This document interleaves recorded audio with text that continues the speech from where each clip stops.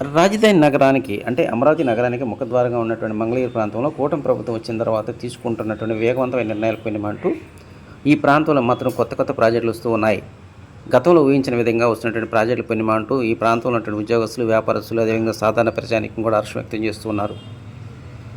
ఇక రాష్ట్ర ప్రభుత్వం ఎంతో ప్రతిష్టాత్మకంగా నిర్మించి తలపెట్టినటువంటి నవనగరాలు 9 నగరాల్లో మంగళగిరి నగరానికి పడమర వైపు ఉన్నటువంటి నిడమరు నాగార్జున యూనివర్సిటీ మధ్య దాదాపు 2660 హెక్టార్ల భూమిలో ఈ ఎలక్ట్రానిక్ నగరాన్ని నిర్మించబోతూ ఉన్నారు. అయితే రాష్ట్ర ప్రభుత్వం అంటే సిఆర్డీఏ 2 రోజుల క్రితం ప్రైవేటు సంస్థలు కేటాయించినటువంటి భూముల్లో ఎల్ఎన్టీ సంస్థకు 10 ఎకరాల స్థలం ఈ నిడమర్రు అదేవిధంగా చిన్నకాకాని మధ్య ఎంతో కీలకమైనటువంటి ఐటీ టవర్ నిర్మాణానికి మాత్రం అనుమతి ఇచ్చింది. ఇది మాత్రం ఎంతో కీలకమైనటువంటి అంశం అని చెప్తూ ఉన్నారు. వాస్తవానికి అమరావతి రాజధాని కోర్ క్యాపిటల్ రాయపూడి అదేవిధంగా వెంకటపాలెం మధ్య నిర్మాణం చేపట్టబోతున్నప్పటికీ ఈ ఐటీ టవర్ పుణ్యమా అంటూ భవిష్యత్తులో మాత్రం మంగళగిరి ప్రాంతం రూపురేఖలు పూర్తిగా మారే అవకాశాలు ఎక్కువ ఉన్నాయి. ఇక అమరావతి రాజధాని 2 భాగాలుగా విడదీస్తూ వెంకటపాలెం దగ్గర నుంచి చిన్నకాకాని వరకు 10 చోట్ల ఈ రోడ్డు అనేటువంటి క్రాస్ అవుతుంది. వాటిలో 5 చోట్ల మాత్రమే అండర్ పాస్లు నిర్మాణం చేశారు.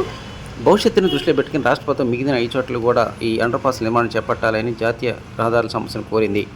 అయితే ఈ అంశం ఢిల్లీ అధికారుల చేతుల్లో ఉన్న నేపథ్యంలోనే ఈ అనుమతి రావడానికి మాత్రం కొంత సమయం పెట్టే అవకాశాలు ఉన్నాయి. చిన్నకాకాని మంగళగిరి ప్రాంతానికి చెందినటువంటి రైతులు, ఉద్యోగస్తులు, వ్యాపారస్తులు ఎవరికైనా సరే తూర్పు నుంచి పడమర వైపు అంటే రైలు కట్ట వైపు నుంచి నిడమరు చేరాలంటే ఇప్పటివరకు ఎంతో కీలకంగా ఉన్నటువంటి ఈ డొంక రోడ్డు మూతవేత కారణంగా ఇప్పటికే రైతులు అనేక ఇబ్బందులు ఎదుర్కొంటూ ఉన్నారు. ఉదాహరణకి ఈ రోడ్డు నిర్మాణం సర్వీస్ రోడ్డు పూర్తి అయినప్పటికీ హైదరాబాదు అప్రోచ్ ఎక్కాలి అంటే అటు హైలాండ్ రోడ్డు వైపు నుంచి వెళ్ళాలి, లేదంటే మురుగన్ వాటల వైపు నుంచి అయినా సరే హైవే ఎక్కాల్సిన పరిస్థితి ఏర్పడింది. అయితే అధికారులు మాత్రం ఎట్టి పరిస్థితుల్లో దీనికి అనుమతి వచ్చిన తర్వాత నిర్మాణ పనులు చేపడతామని హామీ ఇస్తూ ఉన్నారు. కేంద్ర ప్రభుత్వం దృష్టిలో ఉన్న నేపథ్యంలోనే కొంత వెయిట్ చేయాల్సిన అవసరం ఏర్పడింది. రాష్ట్ర ప్రభుత్వం ఎంతో కీలకమైనటువంటి సమస్యల నిర్మాణానికి సంబంధించి 2 రోజుల క్రితం ఎల్ఎన్టీ సంస్థకు 10 ఎకరాలు కేటాయించడం పుణ్యమా అంటూ గత 2 రోజుల నుంచి మాత్రం ఈ 100 అడుగుల రోడ్డు మాత్రం అందరి దృష్టిని ఆకర్షిస్తూ ఉంది.